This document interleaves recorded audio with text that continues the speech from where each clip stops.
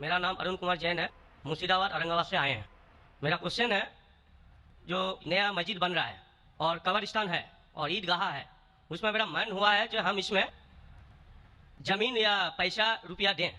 मेरा मन चाहता है, लेकिन उन लोग बोलते हैं जो हम लोग गैर मुसलमान से कोई चीज़ नहीं लेते हैं।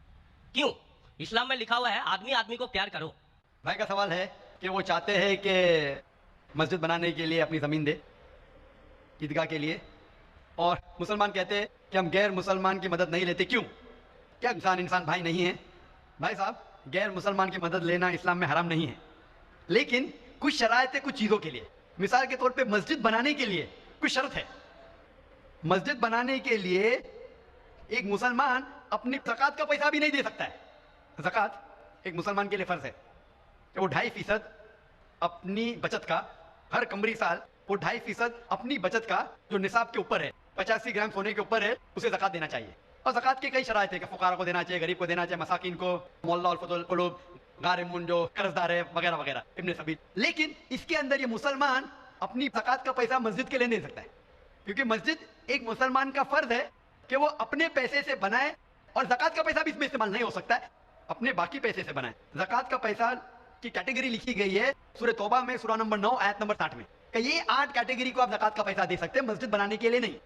क्योंकि मस्जिद एक फर्ज है, मुसलमान खुद अपने पैसे से, ना के ज़कात से, अपने बाकी पैसे से जो सदका हो या बाकी पैसे से, ना के जो गरीबों के लिए जो पैसा महफूज है, जो 8 कैटेगरी है उसके लिए महफूज है, वो पैसे में से आप मस्जिद बनाने के लिए नहीं सकते। ये एक शर्त है। उसी तरीके से शर्त है कुरान मजीद की कि मस्जिद की देखभाल सिर्फ वो लोग करना चाहिए जो इस पे ईमान लाते हैं, जो इस बात में मानते हैं, जो ईमान लाते हैं और जो मानते हैं, और अपने अच्छे अपने पैसे से। तो अगर कोई गैर मुसलमान अगर इस पे ईमान नहीं लाता है तो मस्जिद के लिए इस्तेमाल नहीं किया जा सकता है। मिसाल के तौर पे मैं कहूँगा कि यहाँ कई जगह है अपने हिंदुस्तान में जिसे कहा जाता है कैंटोनमेंट एरिया। तो कैंटोनमेंट एरिया मतलब वो एरिया जहाँ सिर्फ मिलिट्री के लोग जा सकते हैं। आम हिंदुस्तानी, मैं हिंदुस्तान का नागरिक हूँ, मैं ये नहीं कह सकता कि मैं हिंदुस्तान का नागरिक हूँ इसीलिए मुझे कैंटोनमेंट एरिया में जाने दो। वो रूल है। कैंटोनमेंट एरिया में जाने के लिए फर्ज है कि वो लोग जो अपनी पूरी जिंदगी देते हैं देश की हिफाजत करने के लिए, वो लोग को इजाजत है। आम आदमी कैंटोनमेंट एरिया में नहीं जा सकता है, ये उसूल है देश का। उसी तरीके से जो लोग ईमान लाते हैं मजहब पे और ज़कात के अलावा अपनी बाकी आमदनी के पैसे से मस्जिद बना सकते हैं। तो इसीलिए क्योंकि आप ईमान नहीं लेके आए तो मस्जिद बनाने के लिए आपके पैसे का इस्तेमाल नहीं हो सकता है। लेकिन बाकी खैरात की अलग बात है। अगर आप किसी को पैसा देते हैं, किसी को तालीम के लिए, मुसलमान को, तो हराम नहीं कि मुसलमान गैर मुसलमान का पैसा नहीं ले सकता है। सिर्फ मस्जिद के लिए शर्त है। तो कुछ चीज़ों के लिए शराइत है, बाकी चीज़ों के लिए नहीं। मिसाल के तौर पर आप कहना चाहते हैं कि मैं मेरे पैसों से कोई मुसलमान को पढ़ाना चाहता हूँ, तो कोई मुसलमान आपके पैसे से तालीम हासिल करना उसके लिए हराम नहीं है, सिर्फ मस्जिद के लिए।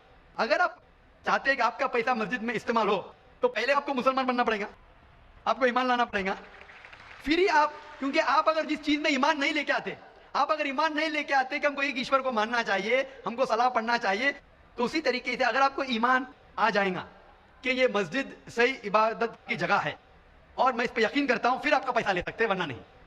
क्वेश्चन आपका दूसरा सवाल है, जो हम लोग जो गाय का दूध पीते हैं वो वेज है कि या नॉन वेज है? भाई का सवाल है कि हम गाय का दूध जो पीते हैं वो वेज है कि नॉन वेज है। साइंटिफिकली गाय वेज है कि नॉन वेज है? भाई साहब, हम लोग जानते हैं नॉन वेज है। गाय नॉन वेज है ना? हाँ। तो उसका दूध वेज होगा या नॉन वेज होगा? नॉन वेज, लेकिन हम लोग का धर्म में वो देवी है। हाँ, अभी उसके ऊपर बाकी सवाल आ गया ना। आपका पहला सवाल था कि दूध नॉन वेज है क्या वेज है, तो मैंने पूछा गाय नॉन वेज है क्या वेज, आपने कहा नॉन वेज, तो दूध भी नॉन वेज होगा। तो साइंटिफिकली दूध नॉन वेज है, लेकिन क्योंकि दूध के बिना आपकी जिंदगी नहीं गुजर सकती है तो दूध को लोग ने वेज कर दिया। आप समझे ना? दूध के बिना जिंदगी गुजरना मुश्किल है तो दूध को वेजिटेरियन कह दिया। तो मेरे तकरीर में जो मुनाजरा हुआ था मेरा एक जैन के साथ कि गोश्त खाना इंसान के लिए हराम है क्या हलाल है? हम भी जैन है। मालूम है आपका नाम जैन है? तो एक मुनाजरा हुआ था with the president of the Indian vegetarian congress, mister Rashmi bhai Javeri, वो प्रेसिडेंट थे। तो एक मुनाजरा हुआ कि गोश्त खाना इंसानों के लिए हराम है क्या हलाल है। तो मुनाजरे में मैंने साबित किया कि गोश्त खाना इंसान के लिए हराम नहीं, अच्छा है, साबित किया।